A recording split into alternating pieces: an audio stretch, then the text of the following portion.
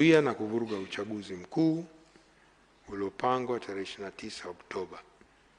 Katika taarifa yake ya 26 Oktoba, TCRA pia ilibaini kuwepo kwa mjadala katika moja ya mitandao ya kijamii kuhusu namna watakavyotekeleza ghasia siku ya uchaguzi.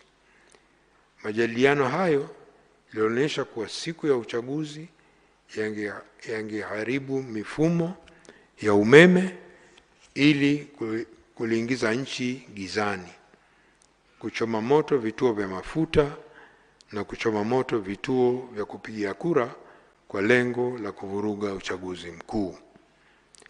Licha ya viashiria vya mtandaoni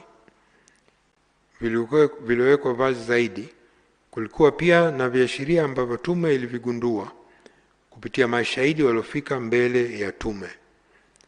Mfano ni kuwepo kwa vijana wasiopungua 500 katika majengo, misitu na makambi katika maeneo mbalimbali nchini kwa takriban siku 28, ambapo walihifadhiwa na kupatiwa mafunzo kwa ajili ya kufanya ghasia siku ya uchaguzi mkuu. Tume kupitia uchunguzi wake ilibaini kwa moja ya nyumba hizo iliyopo Dar es Salaam ilikuwa umbali wa takriban mita 10 kutoka kituo cha polisi. Pamoja na tume kupokea ushahidi unaoonyesha kuwepo kwa baadhi ya viashiria vya mipango ya vurugu siku ya uchaguzi mkuu, hakuna ushahidi unaonyesha kubainika kwa vitu hivyo vichache ambavyo tumeviongelea au hatua stahiki kuchukuliwa kikamilifu kabla ya matukio ya uvunjifu wa amani. Kama nilivyoeleza awali, uvunjifu wa amani uliotokea ulithibitishwa kiwango kikubwa cha matayarisho ya vurugu hizo. Wafanya ghasia walitumia mbinu mbalimbali ambazo hazikutarajiwa, na mbinu hizo ni pamoja na kufanya vitendo vya uvunjifu wa amani kwa wakati mmoja katika sehemu mbalimbali za miji na sehemu nyingine kwa kutumia mbinu mtawanyiko, dispersal violence points, ili kuzuia polisi wasiweze kukabiliana nao na kuwadhibiti kwa urahisi. Ikumbuke pia kwa siku hiyo ya uchaguzi, polisi wengi walikuwa kwenye vituo vya kupiga kura wakilinda amani na sare tu na bila kuwa na silaha yoyote. Wananchi pia waliokuja mbele ya tume waliona ishara za vurugu zitatokea siku ya uchaguzi mkuu. Shahidi mwingine aliyofika mbele ya tume alieleza kuwa waliona ishara ya vurugu kupitia mitandao ya kijamii na wengine kutoa taarifa mbele ya tume kuhusu hofu walikuwa nayo, na kwa mfano ni hiyo. Kiongozi mmoja wa dini aliambia tume kuwa kabla ya siku ya uchaguzi mtoto wake alikuwa na taarifa kuhusu vurugu zilizokuwa zimepangwa kuzuia uchaguzi usifanyike. Aliposhinda kuwashawishi baba na mama yake wasijitokeze kupiga kura, aliwashauri kuwa angalau wasafishe vidole vyao mara tu baada ya kupiga kura, kwa kuwa wapo watu wamejipanga kukata vidole kwa hao ambao wamepiga kura. Polisi na vyombo vingine vya ulinzi na usalama katika ngazi ya taifa, mkoa na wilaya, kama walivyokuwa Watanzania wengine, walishtukizwa na hawakuwa wamejiandaa kwa kutosha kwa aina ya ghasia zilizotokea tarehe 9 Oktoba zilizotokea wakati huo katika mikoa 14, wilaya 33 na maeneo 202. Kupitia mabaraza ya polisi, maafisa na wakaguzi na askari polisi walipata fursa ya kueleza tume namna ghasia zimekuwa kubwa na hatarishi kwa maisha yao wao binafsi, lakini pia wafanya ghasia kutumia mbinu na silaha mbalimbali kukabiliana na askari.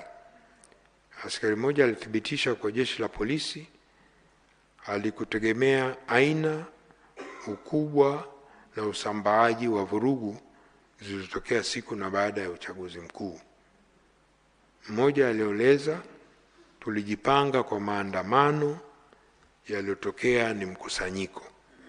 Afisa mwingine wa vyombo vya ulinzi na usalama alieleza kuwa tulijipanga kwa maandamano, yaliyotokea ni uyoga nchi nzima. Kuhusu hatua zilizochukuliwa, Mheshimiwa Rais, baadhi ya kamati za mikoa zilijulisha tume kupitia taarifa zao kuhusu hatua mbalimbali walizochukua kudhibiti matishio ya uvunjifu wa amani. Mfano ni kamati ya usalama ya mkoa wa Katavi. Katika taarifa yake imeeleza kuwa baada ya kuanza kuona viashiria vya kuwepo kwa ghasia wakati wa uchaguzi, iliimarisha mikakati ya ufuatiliaji na taarifa za kiintelijensia na kuzifanya kazi kwa haraka. Aidha, kamati ya mkoa na kamati ya wilaya za usalama zilianza kufanya vikao vya pamoja ambavyo katika kipindi hicho zilikutana mara 11. Hali kadhalika, kamati ya usalama ya mkoa wa Kilimanjaro ilieleza tume kwa baada ya kuanza kuona viashiria na uwezekano wa kuwepo ghasia wakati wa uchaguzi, ilichukua hatua mbalimbali ikiwemo kufanya vikao vya kamati mara kwa mara kwa lengo la kupeana taarifa, kukutana na viongozi wa vyama vya siasa mara kadhaa na kukutana na vikundi vya bodaboda. Na mkoa wa Kilimanjaro ni mmoja mkoa ambao hakuwa na changamoto za vurugu. Mheshimiwa Rais, niongelee kuhusu hatua za kudhibiti. Sheria ya Jeshi la Polisi na huduma saidizi inabainisha majukumu ya jeshi kwa polisi, kwani pamoja na kulinda raia na mali zao. Aidha, ili kutekeleza jukumu hilo, askari wa jeshi la polisi wameruhusiwa kubeba silaha wakati wa utekelezaji wa majukumu yao. Hata hivyo, ruhusa ya kubeba silaha inayotolewa chini ya sheria hiyo sio ruhusa ya moja kwa moja ya matumizi ya silaha hizo. Matumizi ya silaha yanapaswa kuzingatia misingi ya sheria na miongozo mbalimbali kuhusu matumizi ya silaha za moto. Na kifungu 19 kifungu kidogo cha kwanza kinaainisha masharti na mazingira ambayo silaha za moto dhidi ya binadamu zinaweza kutumika.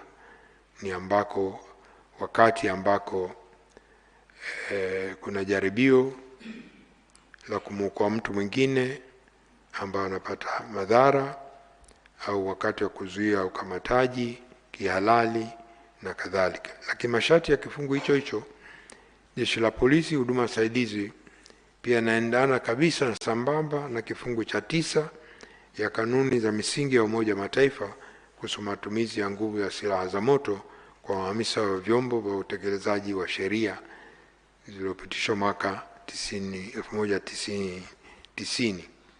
Kwa hiyo sheria yetu ni sambamba tu kabisa na kanuni ya msingi ya Umoja wa Mataifa.